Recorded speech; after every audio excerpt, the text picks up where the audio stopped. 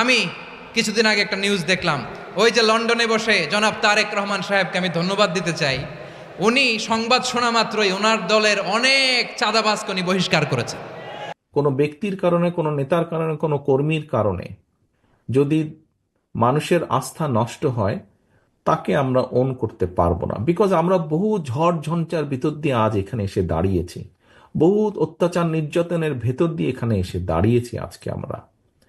কাজেই আমাদের পক্ষে আর সম্ভব না যে কেউ নিজের বিষয়, নিজের স্বার্থ নিয়ে এমন কিছু করবে যেটা দলের স্বার্থকে আঘাত করবে, ক্ষতিগ্রস্ত করবে। তাকে আমাদের পক্ষে টানা সম্ভব না। আই ডু অ্যাপ্রিসিয়েট, প্রতিটি দলের এরকম ইনিশিয়েটিভ নেওয়ার দরকার আছে না নাই? যে কোনো দলে এই প্র্যাকটিসটা থাকার দরকার আছে না নাই? চাঁদাবাজদের সাথে আপনারা নিজেদেরকে মুক্ত ঘোষণা করবেন যে এরা আমার দলের কর্মী হতে পারে না।